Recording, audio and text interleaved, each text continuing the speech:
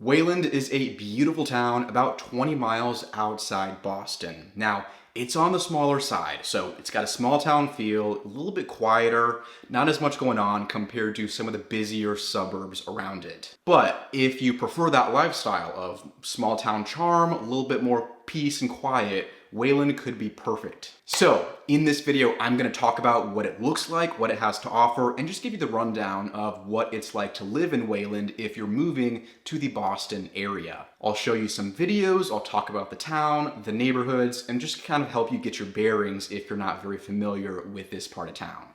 Hey, welcome back to the video. My name is Jacob Peistrup. So, in general, the gist of Wayland, charming, small town, New England style. That is what you'll see here. This is the Metro West. This is, one of the western suburbs of Boston. It's woodsy, it's on the more rural side. But if you're looking for a little bit more peace and quiet, Wayland does rank very highly as far as public schools, crime and safety, just quality of life, one of the best small towns to raise a family. So it's got a lot going for it if that's the kind of place you're looking for. And hey, if you're looking to raise your family in Wayland or one of the surrounding areas, if you're moving to Boston, send us an email or just send us a text. My group and I are practicing real estate agents. That is what we're here for. We love hearing from the YouTube community. If we can help you out at all, buying a house, buying a condo, let's get in touch. My business partner Richard and I are here to work with you on that move to Boston. Now, Wayland is more spread out. Like I said, it's kind of woodsy, kind of rural, and that's what you'll see in this part of the Metro West. So if you're looking at Wellesley, Weston,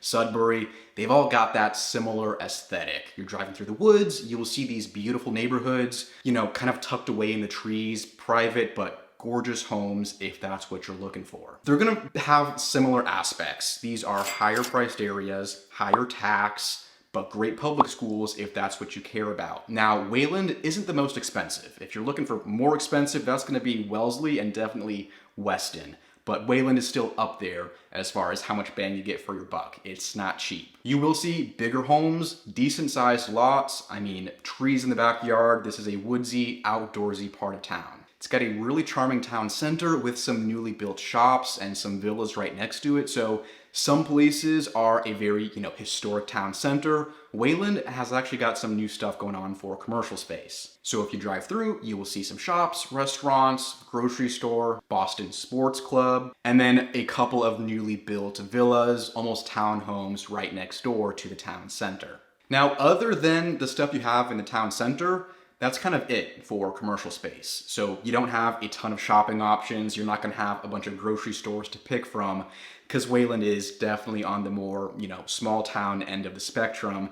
This isn't the big, crazy suburbia. You're gonna have to go next door to Natick if you wanna go to a mall. If you have a whole day of errands to run, you're probably gonna have to leave Wayland because there's not a ton of stuff to pick from. It's a lot of neighborhoods and the town center, which is cute and charming, but you're not gonna have everything you want. If you're looking for a Target, you're gonna go to Natick. If you want the mall, you got the Natick Mall. So Wayland is close to some commercial space, but the town center itself isn't massive. And all the main roads to get around Wayland kind of look the same. You're gonna drive through the trees, kind of this woodsy feel. You will see these stone walls running throughout the area. You see that all over New England. You're gonna love it in the fall if you like driving through the woods because that is what Wayland is all about. Like you see the trees, when they change color in the fall, it's beautiful. Kind of like this high-end, almost country feel driving through the woods. It's not in the middle of nowhere, don't get me wrong, but it is more rural. This is not an urban area. If you're looking for that city charm, it's not Wayland. You're gonna see a lot of the colonial style here, whether, it's a more historic home or it's something recently built.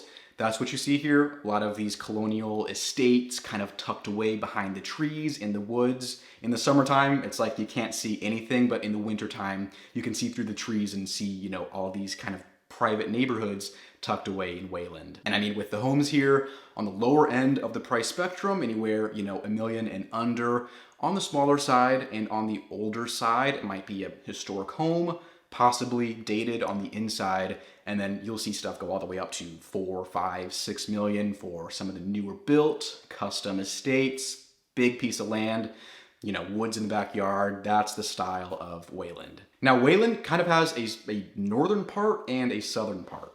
So down south, Cochituate is where you will see a little bit of a denser area, so the homes closer together, especially around the lake. So Lake Cochituate is right above Natick, and you'll hear people talk about Cochituate separately. It is part of Wayland, but it's kind of like you can talk about them as their own areas. So you have the state park, you have walking trails if you want to go outside for a hike, take the kids for a walk, take the dogs for a walk, very outdoorsy. That's what you'll see a lot of all over the Metro West. Conservation land, parks, just a bunch of outdoor space everywhere. Now, as far as going into the city, Wayland is decently close. It's not like you're out in Worcester, but it could be difficult if you're trying to have like a 5-minute commute into Boston, because that's not going to happen in Wayland. If your goal is to drive into Boston every single day for work, especially if you're not taking the commuter rail, just be mindful of traffic because you are about 20 miles away. It really just depends with traffic and what time of day you're driving into the city. So you are next to the Mass Pike, which is pretty easy for going into Boston, and you're relatively close to Route 9, which will go through Natick and Wellesley if you're trying to drive into Boston. And you can take the commuter rail, but Wayland does not have it going through town the same way as Wellesley, Natick, or Framingham, for example, where the commuter rail just goes right there. In Wayland, you're gonna have to drive to get to a commuter rail stop. If you live in Wellesley, Natick, Framingham, the commuter rail makes it a lot easier. You're just further removed if you live in Wayland. So really, that's the basics. So Wayland is beautiful. You got this charming woodsy feel, and you're still pretty close to Boston. So if you're moving to Wayland, or if you're trying to narrow in on the areas around it, send us an email, send us a text, whatever works for you. Let's get in touch and help you with that move to Boston if you want. Thank you for watching. I appreciate that, and I will see you in the next video. Take care.